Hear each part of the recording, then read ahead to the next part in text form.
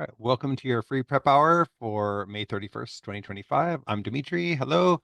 Um, Joining you from San Diego, where today we're going to talk about how you predict in verbal and relating that to your process of elimination. And I think sometimes people think of those as very different things, right? Some people want to try to predict an answer and look for that answer in the choices. Some people want to go straight to the answer choices and just get rid of the bad answers and find a match. But I think they're very much related because how would I know what to get rid of if I didn't have an idea of what I was looking for? Um, and how would I benefit from making a prediction if I couldn't recognize which answers did a good job of responding to that prediction and which didn't? So it's in a lot of ways the same set of skills. And I would argue that to some extent we're always trying to predict, even if we can't do it very well. But that a big part of our review can be looking back at answers and saying, what makes this answer predictable? How could I know this is true? And this comes up most clearly in the realm of inference. On the GMAT, when they're asking you to infer something, they're really asking you to prove something. What can you know? Not what can you guess, not what seems reasonable, but what can you know?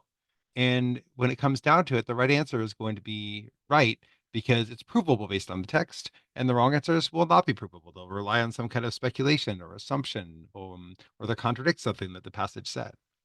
Um, so let me give you a question to try.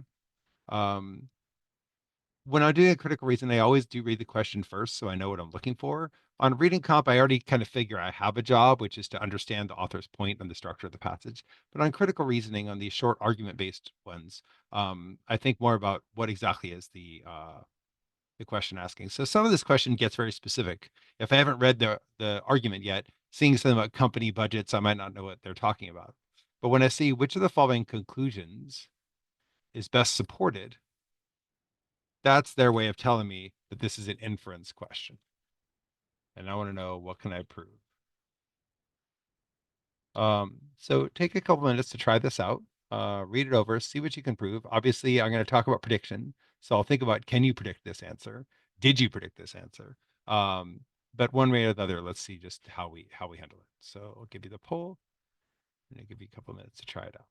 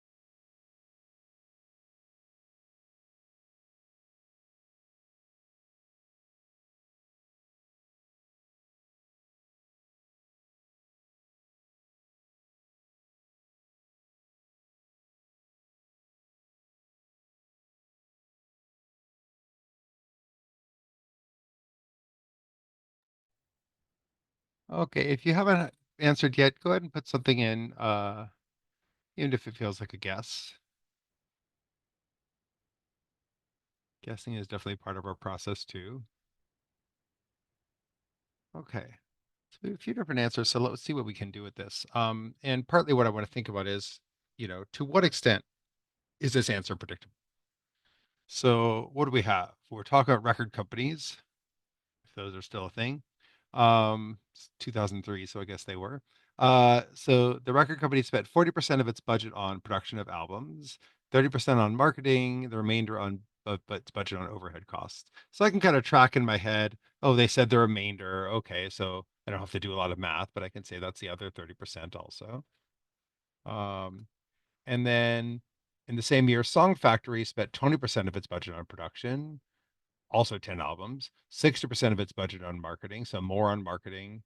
Um, and it doesn't say where the rest is, right? There's 20% for something else. Um, okay. And then Making Hits sold 800,000 copies and Song Factory sold twice as much, 1.6. So Song Factory sold more, right? So we can see it broadly speaking, the Song Factory spent more on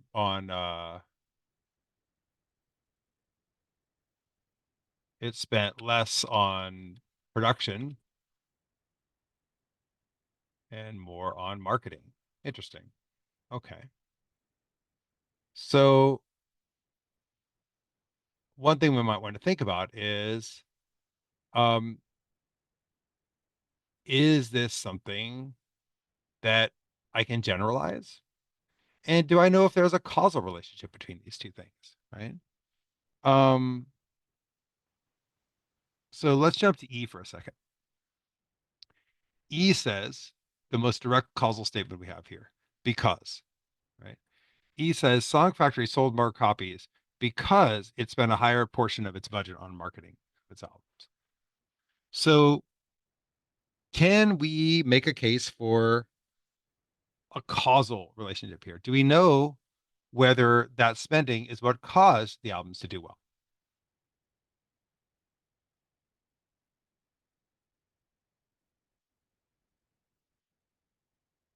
What do you think? Okay, cool. I'm seeing a change of answer there. Okay. Um, so I have to be careful about causal reasoning, right? Because although it might make sense, I don't know. And you could argue that we're given evidence in the sense that this at least supports the idea. If you believe that something like E is true, this is consistent with that, and it might even support it. Imagine that um, every time I have a headache, I take a certain pill, and within a half hour, my headache feels better. Does that prove that the pills cure my headache? Technically, no, but it certainly supports that conclusion, right? It seems like, oh, every time I take the pills, my headache gets better. Maybe the pills are doing it. Now, it could be that by the time I finally take a pill, my headache was about to disappear anyway. Or it could be that there's something else I do other than pills, like maybe drinking a lot of water does it, right? Um, there's lots of possibilities, but it's still, you might say it's evidence that supports it, but what it doesn't do is prove it, right? So we don't have proof of causation.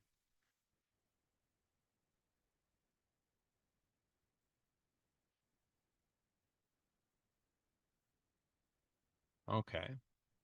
So, and you'll often see in arguments, that distinction between correlation and causation. We don't have causation just because of correlation. So, what about A then, which seems to be just correlation, right?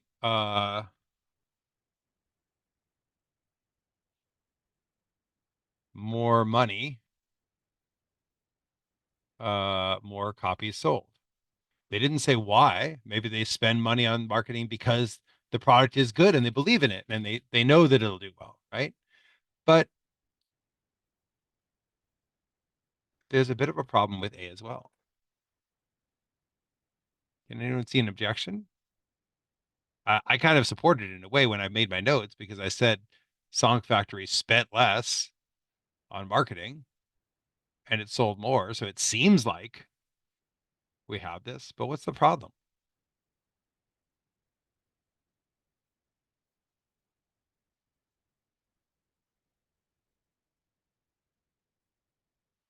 Kind of two different objections we could make is one, this is a generalization, right? Is this always true? Right? Because they didn't say was directly related in this case. They said it is. and I don't have enough information for them, right? Imagine that two people have a race and one of them wins, and then I try to generalize about, their age or gender or nationality, and that's who will always win. It's like, wait, it's two people, it's one race. How would you know any of that other stuff, right? Um, but then additionally, uh, and this happens a lot on the math section, we only know percents, not amount. And I want to really nudge you about that if you were drawn to A. It's a totally understandable choice to make, but be careful. We don't know anything about the actual amount of money spent because they don't say what the budgets were. And so if you say the amount of money spent on marketing, we know that Song Factory spent 60% of its budget, and we know that Making Hits spent 30% of its budget. But if you can imagine, maybe Song Factory's budget is $100 and they spent $60 on marketing. Maybe Making Hits budget is $1 million. And so they spent $300,000 on marketing. So even in this one case, we don't know how the amount of money spent correlates to number of copies sold. And we have to watch for those kinds of picky details. Some people get very annoyed with verbal for this reason. They say, oh, it's always some picky detail. It's always some little thing. But honestly, that's how math is a lot of the time too, right? Oh, they said it's non-negative. That doesn't mean it's positive. It could be zero. Or, oh, they mentioned that they were consecutive evens, not just consecutive integers. You have to notice all those little things, right? Okay. So that leaves us with B, C, and D. Um, what are some reasons to cross out the other answers? What else can we say?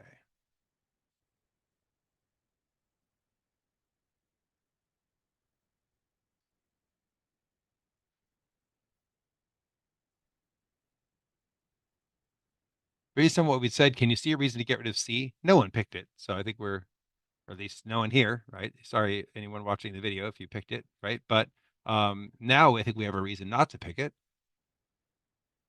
What's wrong with C? What is it that we don't know?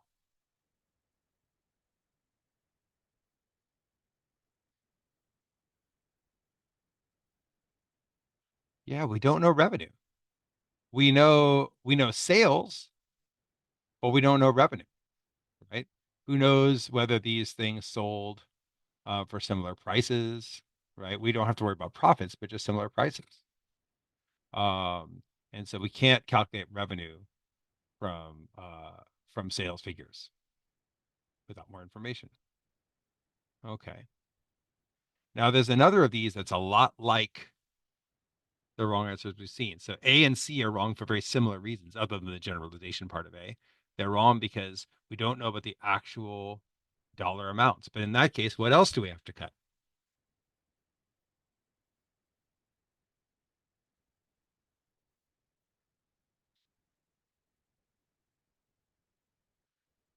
Anything about actual amount of money, more money. Now we can compare how much money a company spent on one thing versus another thing because it's a percent of the budget. So I can say that Song Factory spent more money on marketing than it did on production because 60% of its budget will have to be more money than 20% of its budget, right? That has to be true. But other than that, I can't compare across companies. And this is, I mean, this is very normal. Like think about a math problem that you're given where, you're comparing 20% of X to 30% of Y. Well, who knows which of those is bigger? We don't know what those numbers are. At least here we know that we're dealing with positive integers. Clearly, their budget has to be well, I don't know if it's an integer, but it has to be a positive number, right? In X and Y, it could even be zero, negative, we just don't know. But there's a lot of, again, commonality between quant and verbal where we say, oh, if I'm talking about percentages and you try to get actual numbers, I'd have to know more information. And so one thing that makes D a really good answer is that it's only comparing percentages, right? It's saying, hey, this is a larger percentage, not a larger amount. And that's what makes D a good answer. So when I review a question, whether I got it right or wrong, I always want to look back and say, could I have done a better job of predicting? So I might look back at my notes and say, okay, Song Factory sold more. I think that was clear enough. I didn't say they made more money, so that prediction is still true. They sold more copies, right? But I might want to be more careful about how I phrase that first part. To say spent less on production and more on marketing, right? I might say something like, oh, well, really it spent a lower percent. I mean, it did spend less for itself, right? So I could say, as long as I'm only comparing Song Factory to itself. But if what I meant was uh, compared to making hits, what I might want to say, to be more precise, is Song Factory emphasized marketing more than production in its budget, right? And making hits was the other way. And so I don't know what the actual amounts are. And so that might be a way to look back and say, hey, I could have predicted this more clearly if I did that. Because a lot of times people miss a problem and they say, oh, I made a careless error, or oh, I didn't think of that, or I was tricked by this word. But they don't always stop and say, okay, so what could I have done at the beginning that would have prevented that error, that would have made me catch that? In math, that might mean saying, oh, I should have predicted, I should have estimated roughly what the answer would be. And then I know that it had to be, between these two numbers, and I know that A was wrong or whatever it is. In verbal, it's getting more precision about what I know. Okay. So what we haven't talked about is where overhead costs came from. So why is D about overhead costs? That may have thrown some of us off because they only mention overhead costs for making hits. What do we know about Song Factory's overhead costs?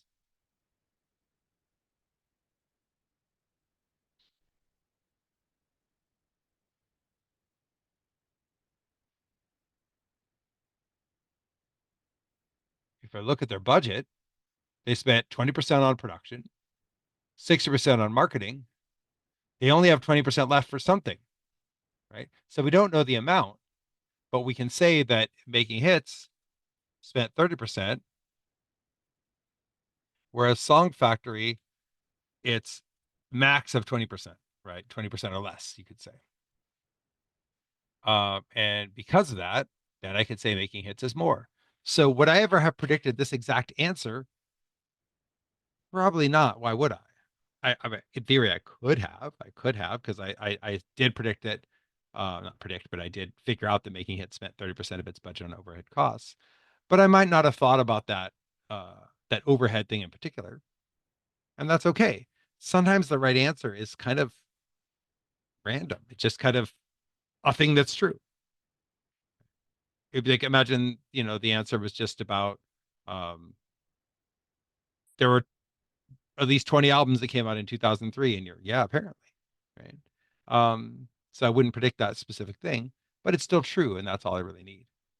So one thing I want to watch for is that I'm getting an idea of what I know and what I don't. And prediction doesn't always mean saying what the answer will say, but rather kind of getting a feel for what kind of information I have. And so the information I have is about relative spending within two companies and about sales performance in terms of number of units. And those are the only things I can talk about. And I don't know how to connect them because I don't know why they have the sales performance. I don't know if Song Factory sold more copies because the artist has are more popular, or because it spent a larger percent of its budget on marketing, or because it actually spent more money on marketing, or because of some other reason. Maybe there was a social craze for one of those artists that had nothing to do with their marketing spend. We just don't know. Um, so prediction doesn't mean psychically knowing the answer. It means getting better and better at knowing the kind of thing I'm expecting to see and what will not work. Okay. Now I'm going to give you another version of the same question. Um, and Same deal. I want you to say, what can we support? Um, Even less of an issue with prediction here. And now I'm more just saying, what can we know and what can't we know? So remember that the answer should be something provable based on what we've read.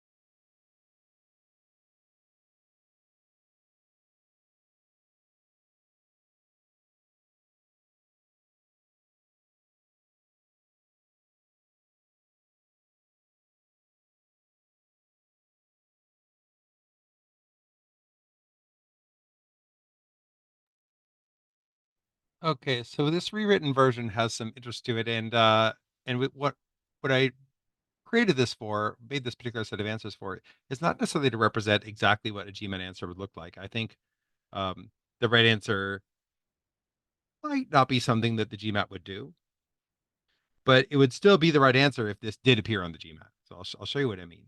And what's really important about this set is to train yourself to look for what kind of things we can and can't say in terms of provability. And so I'm really glad that we all avoided the answer choice D.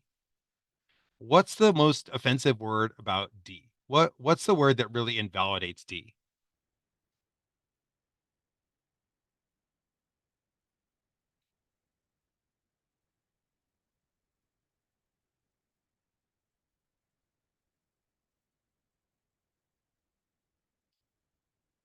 There's an element here of making a judgment. Yeah, should. Good. I don't know what anyone should do. In real life, believe me, I have lots of opinions, right? I have plenty of opinions about what people should do, but I can't really say that they are provable, even in cases that might seem pretty obvious, right? Like, I don't think you should smoke. Why don't I think you should smoke? Because it's bad for you. It can make you sick. And I don't want to get sick, so I don't think I should smoke and I don't want to smoke. But can I tell you not to? Can I say that like you shouldn't do it? And if you think you should, you're wrong. That's it's hard to prove. It's like trying to prove my religious and political views. I like mine. I like my views, but it's hard for me to say that mine are provably correct and everyone else's are false. Right.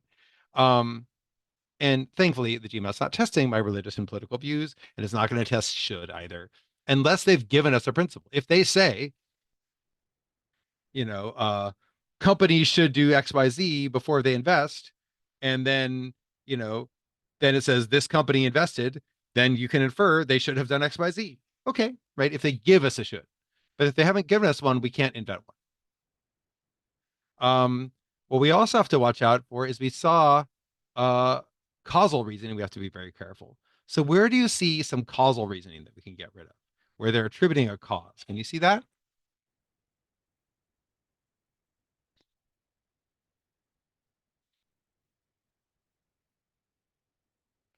Yeah, B implies a bit of causation. They would have sold if they had spent more, right? So I think one thing is that this is trying to reason causally, right? Say, here's why the thing happened that it did, and I just don't know. Maybe the albums just weren't good and no one would have bought them, right? So one objection is that it's causal.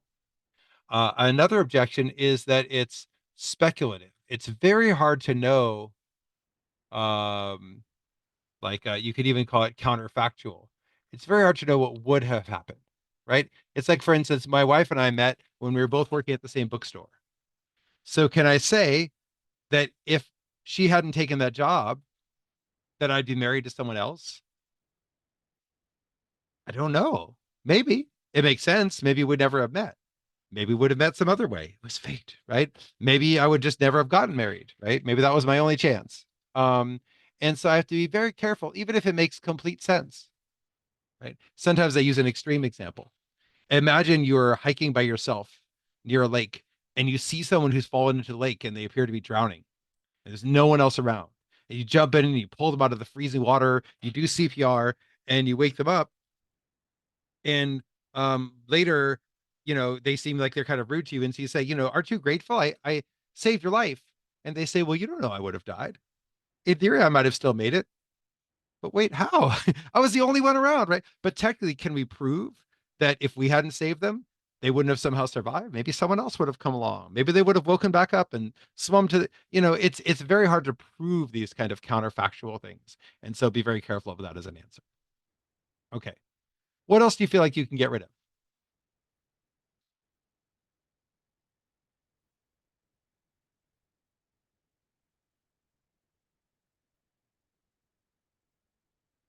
A. What's the problem, Maria?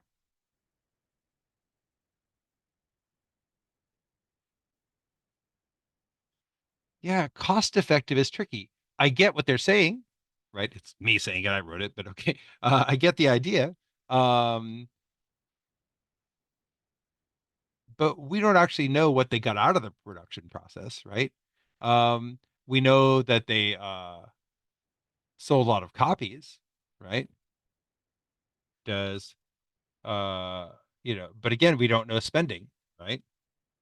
What makes it cost effective, right? Uh, do we even know how much they spent? So this can also feel like causal reasoning. Do I know that when they spent less, they got just as good a result out of it? Right? What would that mean? And cost effective in what way? Are they just talking about profit, or are they talking about the quality of the music? And then again, do we even know how much they actually spent? Maybe they spent quite a bit more. Um, okay. At least that's a C and E. C seems plausible since Song Factory did very well. Um, E seems kind of silly, right? Like E is kind of weird. Which one is wrong?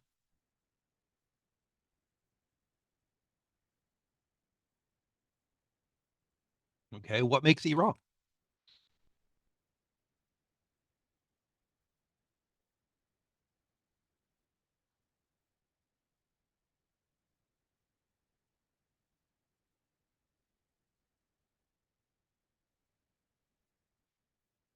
Well, what do you mean by relevance? What have we established about what is supposed to be relevant?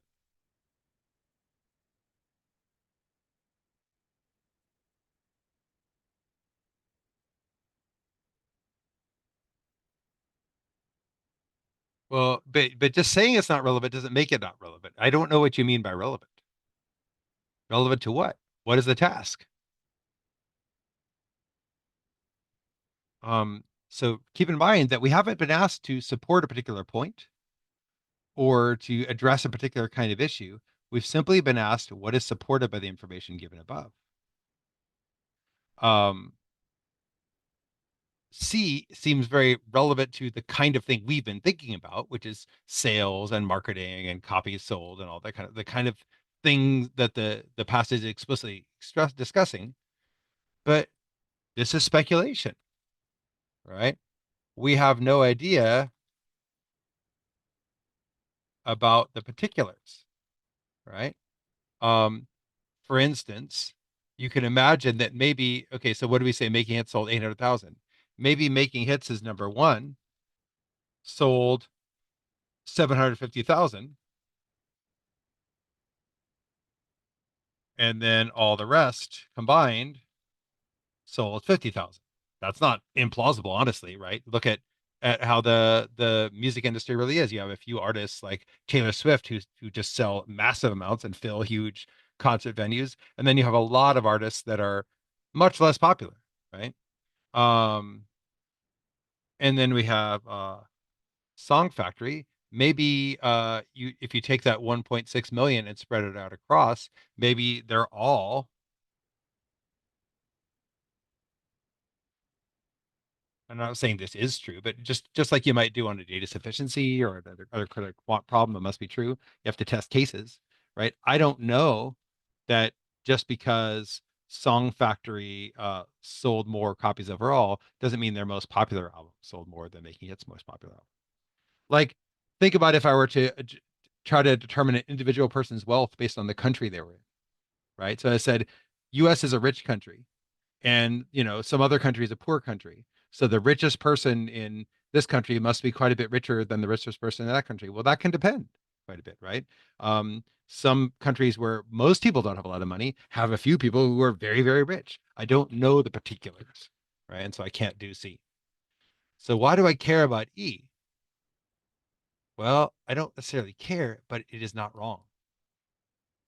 So I was saying I don't think the GMAT would literally give us this as an answer, but I still defend using it as an exercise because the idea is that all we are looking for is something provable.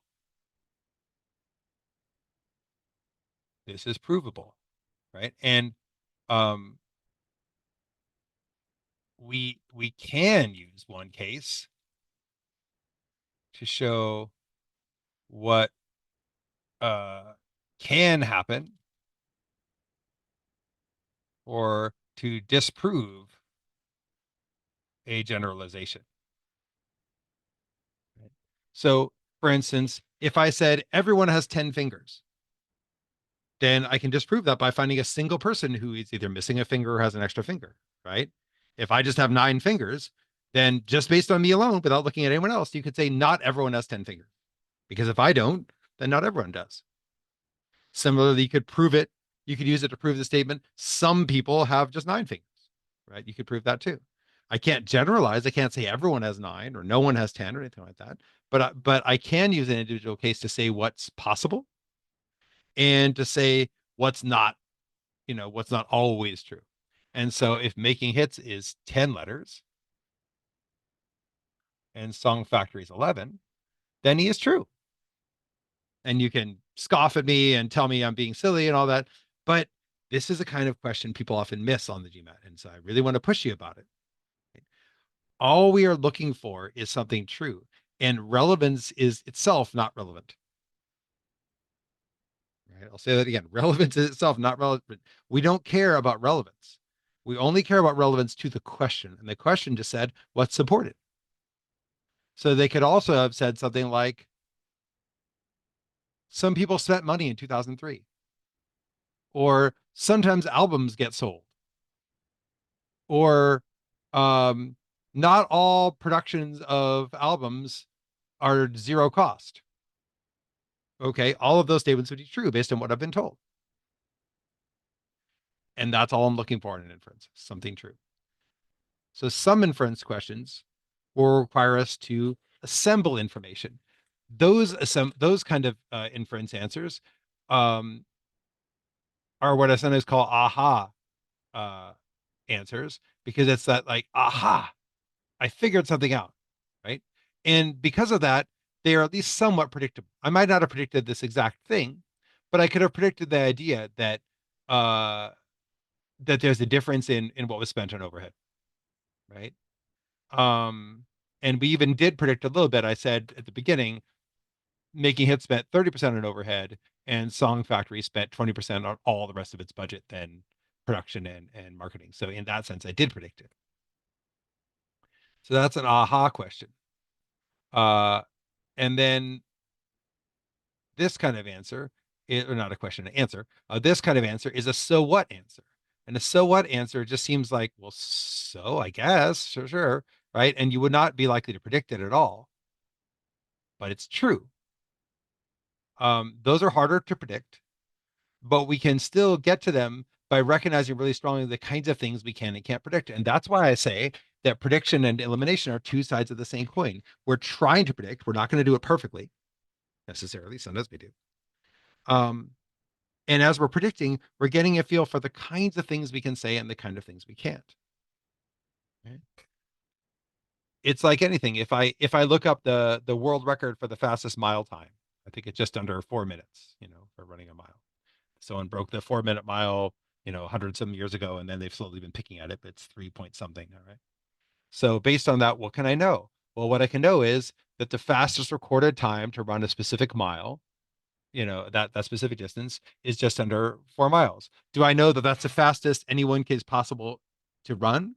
Well, no, because what if they're not running a mile? What if they're running just a portion of a mile? Or what if they didn't compete? Maybe you're faster than that and you just never bothered to compete.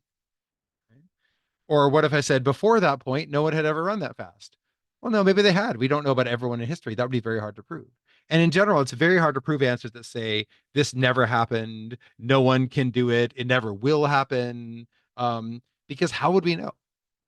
Even things about the past, right? What if I say a weird sentence and say, I bet no one's ever said that before? But okay, I don't know no one's ever said it before. I just suspect. I can't prove it. And so we tend to only be able to prove negative things if they're sort of saying like this, like not all, or it's possible to be different. And so getting a stronger sense of what kinds of statements are provable and what are not is going to make your life a lot easier on the entire verbal section. And this is highly relevant to the other things you'll see, like reading comprehension, where of course inference is a big factor, but also assumptions. Because if you think about all the assumption-based questions, ones actually ask for an assumption, evaluate, strengthen, weaken, they're kind of rare flaw question, all the ones that are basically saying there's something wrong with this argument, address it. What they're really saying is the author tried to infer something, but they didn't quite have grounds to infer it. They were making a leap. So where's their leap? So the exact same things that are making these answers wrong are what's going to make the conclusion of an argument wrong. And you want to find that and deflate it. Okay. Any questions about this part of it before we move to something else?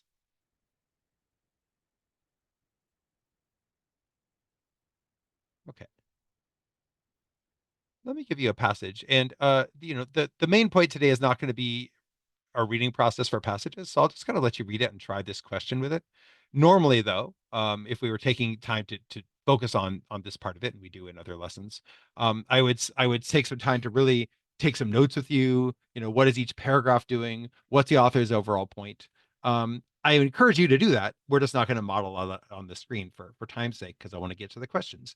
So, but do take a moment to read first. Don't even worry about the question. The question's not even very interesting. It just asks what we can infer. That could be anything. So just read it with a goal toward what is the author's overall point and how do the parts of the passage relate to that point. And then once you've done that, take a moment to try the question and go from there. It'll be hard to predict this one because it just asks what you can infer and it doesn't give you anything particular to look for. But you're going to have to think about what kinds of things you can infer from the information and what kinds of things you can't. Okay, give this a try.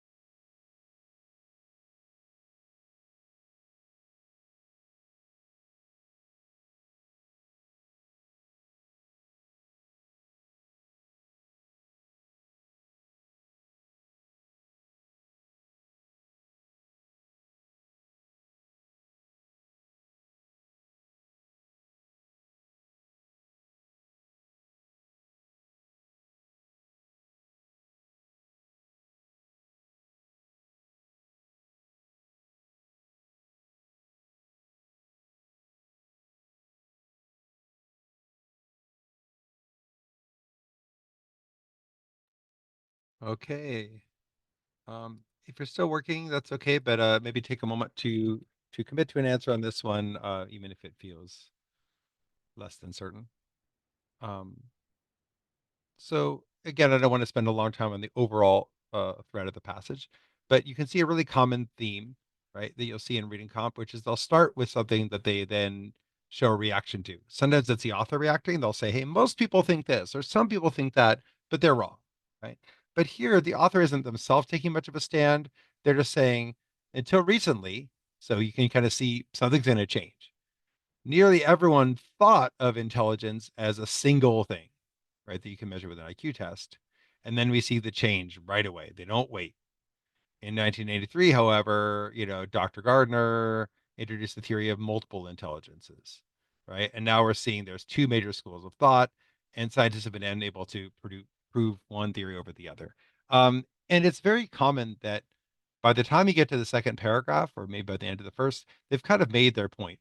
And so here we could say that their overall point is, uh, you know, kind of multiple intelligence has shown up as an alternative to single intelligence, but there's no clear proof which is right. Something like that. Okay, so that's what we want to know, or that's what the author is trying to get at. And then if you look at the structure of it, they talk a lot about single intelligence. Hey, there's a reason to think that there's one kind of intelligence, right? People who are good at one thing are better at another, right? People who are good at verbal are good at math, kind of, right? As we all know, we might have one we're better at on the test, right? But there's a correlation. Um, and there's reaction time. So maybe people who are quote unquote smarter or have higher IQs are just faster. But then the next paragraph is back to multiple intelligence. There's different kinds of intelligence, but not everyone agrees on how many kinds of categories there are and what those categories mean. Um, and then they get into some details about, Gardner is kind of theoretical, but it does have some support from evidence in biology, whereas Sternberg relies on real life observation, right? Like looking at kids on the streets. Okay, so that doesn't feel though like definitive proof. We have some reasons why you could say there's a single kind of intelligence, and we have some support for the idea that there's different kind of intelligences, and they kind of left it at that. They don't come to a grand conclusion. Um, so we have to watch out for things like anything, of course, that says one is definitely right. Um, for instance, they say there's no biological evidence for Sternberg's model. Well, they did say Sternberg's model relies uh, solely on observations. But does that mean there is no other kind of evidence? Well, that I don't know, right? He didn't rely on it, but that doesn't mean there isn't any.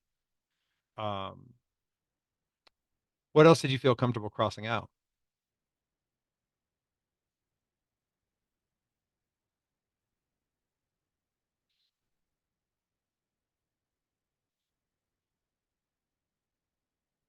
Street children in Brazil would not do well on standardized IQ tests. Partly that just seems rude, doesn't it? Just like, excuse me, how do you know how kids in Brazil would do, right?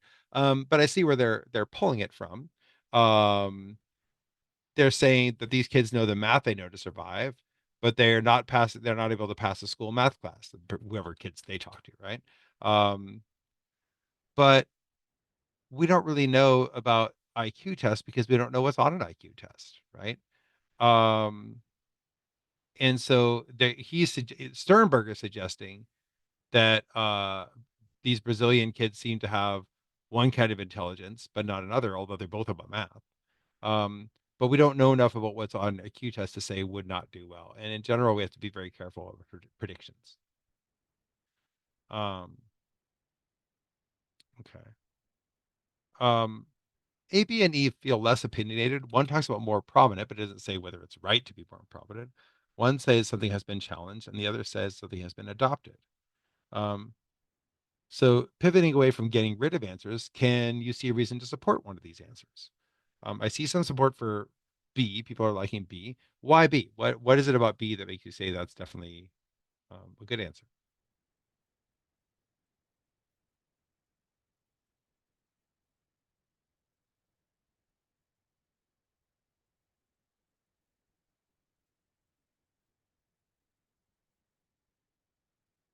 Okay, we're giving keywords that support recency, right? It's tricky because when you see in 1983, some people will say, "Oh my gosh, that's ancient history." So long ago. 1983 doesn't feel like that long ago to me, but maybe I'm a little old, right? And so to someone else, it could be tricky. I'm very careful about years in these things because, of course, we don't always know when the passages were written, right? Maybe 1983 feels like a long time ago now, but of course, in the grand scheme of things, it's not if you compare it to ancient Egypt or something. And what if this passage was written in 2005? Think about the last one we did about making hits in Song Factory. It was talking about 2003. Sometimes the material that the GMAT is drawing on is kind of old, sometimes comically so. I remember seeing an LSAT question not that long ago, a little while ago, but not that long ago, that talked about laptop computers and put it in quotes, laptop computers, like it was some exotic new technology rather than a term that's so old that we don't even say it anymore. We don't bother to say someone has a laptop. We just say, a lot of times they just say computer, right? Um, and so don't worry so much about pushing something away from recently. And more to the point, they say until recently, right? And like you said, today. So it's not so much the years, right? Exactly, but they say these things. So we know it's in recent years. And then aside from that, even if it said in 1940, you might say, okay, well, is that supposed to be recent? I don't know what they consider recent. To someone, maybe 1940 is recent. It's recent compared to ancient history, right? Um, but it's also that it's been challenged. And sure, if people thought of intelligence as a single thing, and Gardner saying, and Sternberg as well, saying that it's not, that's a challenge, right? Whoops, I'm circling the wrong thing. Um, there we go. Whereas notice A, we see there are two major schools of thought, and we don't know which one's more prominent. So we can get rid of more prominent. Um, E is flat out true in real life. I know the theory of multiple intelligence has been adopted by some school teachers because I got my teaching credential and they talk about this all the time, right? Um, but they never actually say it. This is highly plausible. I'd go so far as to say it's true in real life. But where do we see direct support? And, we don't. And so we can get rid of E. Okay. So sometimes they'll be annoying and ask us just to infer something in general. I find this is not incredibly common. It is more common that they'll ask you to infer something about a particular part or about a particular thing, or what does the author think about this? But sometimes we just have to find a random fact. And that gets back to this idea of relevance, because I don't care whether the answer is particularly relevant to any one thing. I just care if it's supported, right? So if one of the answers said, um, Brazil has street children, you'd say, well, apparently, right? It's not the main point of the passage or anything. But if they say street children in Brazil, then there must be some, right? Similarly, I could say, you know, Gardner does not limit himself to four kinds of intelligence. Well, yeah, he had seven and then he had eight. Those are more than four, right? It's not very interesting, but it's certainly true. Okay, let's do a little bit more on this passage.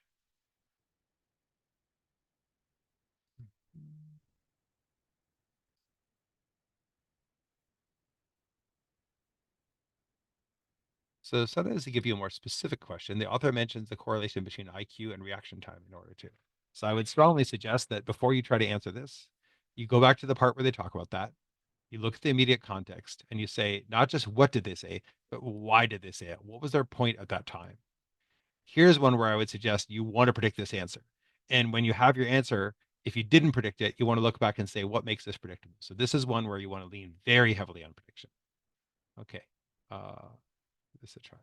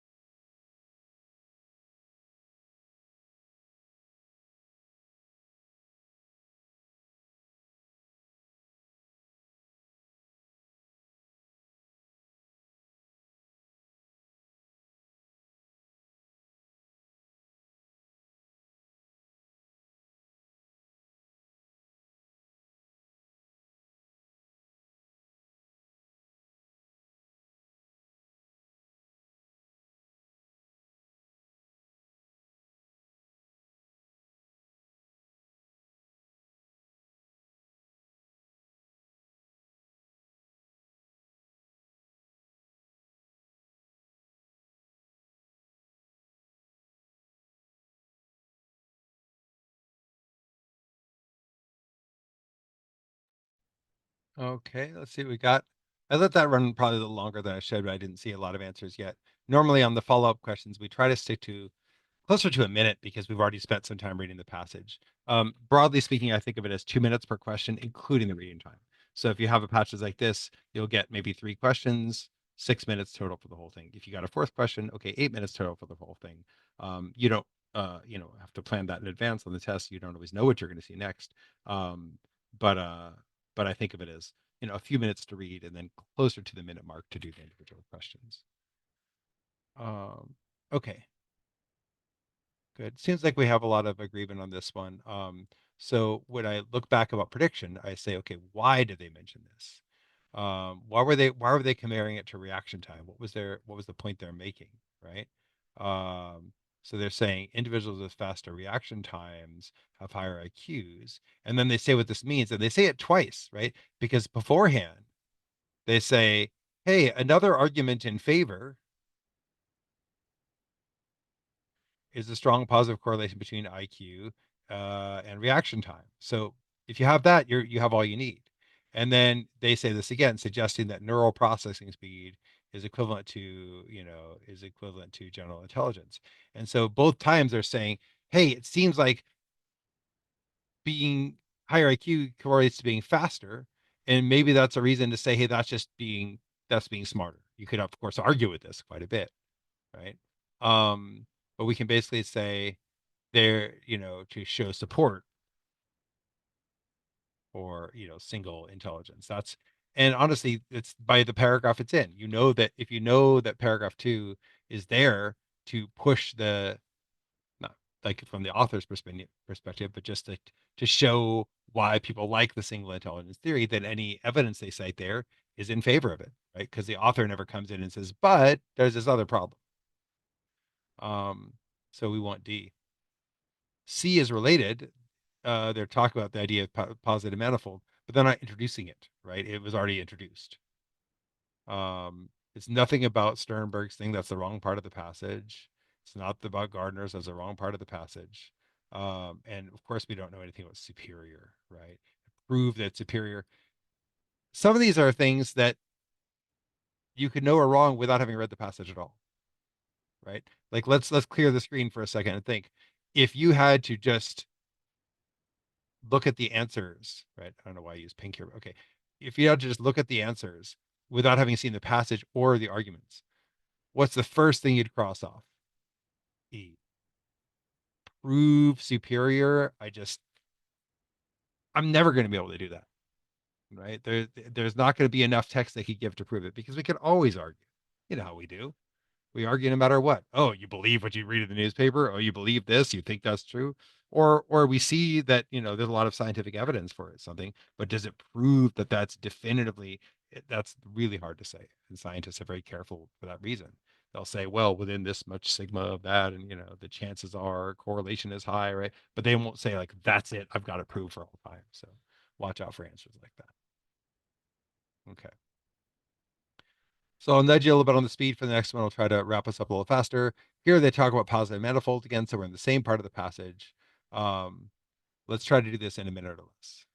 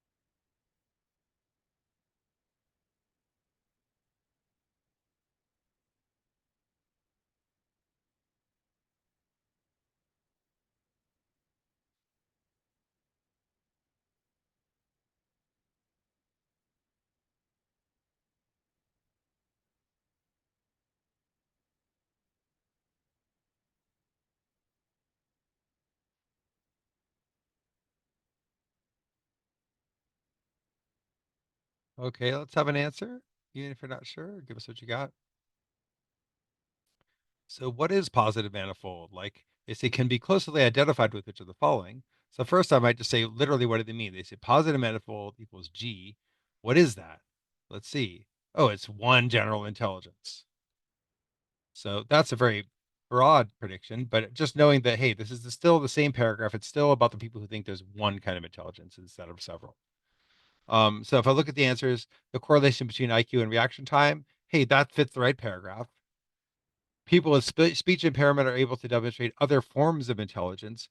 No, that sounds like multiple intelligences. It's kind of weird because I don't think speech impairment tells you whether you're intelligent, but I guess what they're saying is like you can express yourself different ways, right? But that's not what we're talking about. Um, uh, IQ and performance on standardized tests. Oh, that's something from paragraph two. The three intelligence posed by Sternberg. No. Neural processing speed. Huh. That's in paragraph two as well. So three of these are in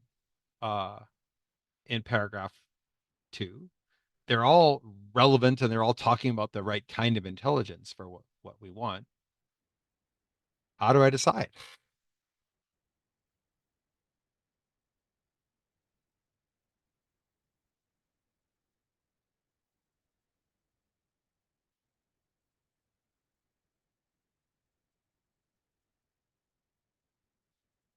I partly have to think about what they mean by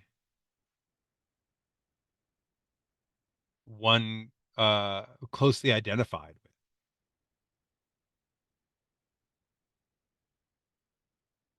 Uh, so when I think about identified with, I mean, I see it as that, right? Sometimes identified with means associated with, like a song might be identified with a political movement or with a particular time in your life, right? Or a brand might be identified with a particular kind of person or something like that, right? But here, when we say a term is identified with something, I want to say like, what is that thing? And so that I want the actual intelligence itself. So notice that what A and C talk about is evidence for it, a correlation, a relationship. What E talks about is the thing itself. And if you look for a little more support about this, where do they talk about neural processing speed? They said neural processing speed is equivalent to the one general intelligence. So notice, unlike one where we're being asked to infer, they're saying, hey, what did the passage actually tell us? Looking back, even though I might not have predicted these exact words, looking back, this is more predictable than I might have given it credit for by just saying one general intelligence. I can say, oh, yeah, they directly say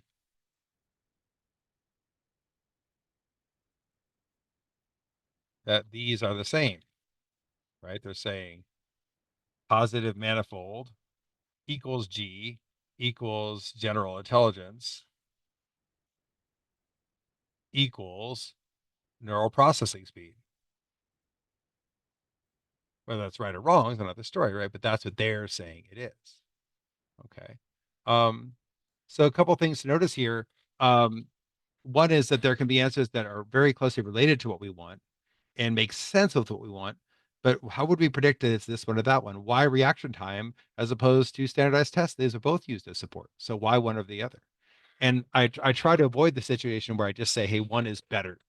I really want to say one is right and the others are wrong. And so although the relationship between IQ and performance on standardized tests might be evidence in its favor, and the correlation between IQ and reaction time might be evidence in its favor. They aren't the same thing as positive manifold, whereas neural processing speed, at least according to these theorists, is basically the same thing as positive manifold. Also notice that we spent a whole lot of time here on paragraph two. I have a question here that gets into paragraph three, but sometimes that'll happen. Sometimes they'll focus very heavily on one side of it. You know, if I were to classify this passage or give it a title, I would say something about multiple intelligences. Oh, this is that multiple intelligence passage.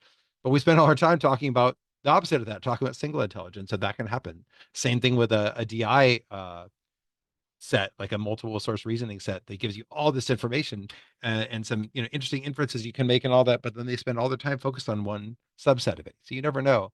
So you don't want to do too much upfront work, but you want to take enough time to process and say, what kind of thing am I looking for? And whenever you review and you get go through and make those eliminations, you want to think about how would I have predicted this? To what extent would I have predicted this? Whether it's the exact answer or what kind of thing I can get or what kind of thing I can't get, what kind of thing is wrong. Okay. Well, I hope that was helpful. Thanks for staying a little bit over time with me while we wrap that up. Um, Love to have you check out one of our classes. You can try any of our classes for free and come to session one. Love to see you. Um, and here's a list or a link to see all of the classes you can take. Stick around if you have questions for me. I saw in the chat someone had asked about question C. So if you want to stay and ask about that, you can. And if you have anything else for me, I can also handle a couple questions after we stop the recording. So thanks for coming and best of luck to you on the test. But if you have something for me, let me know.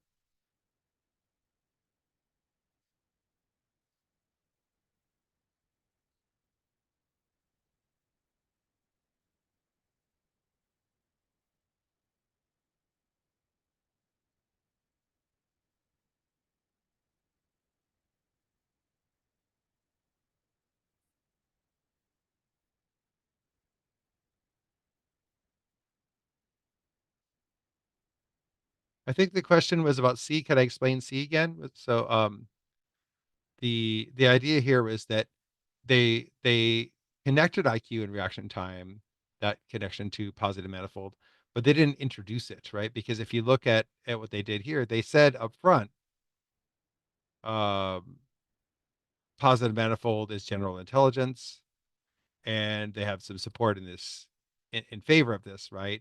And then they said another argument is the relationship between IQ and reaction time. So this is just one piece of support. It's not how the idea itself is introduced.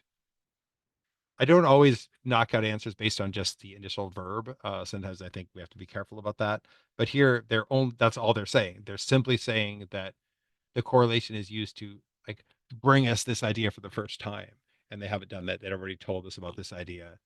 They've already given us some support. So there's no way in which it's introducing the idea for the first time. Okay. Thanks again for coming, everybody, and hope everything goes well for you, and hope to see you in another session too. Take care.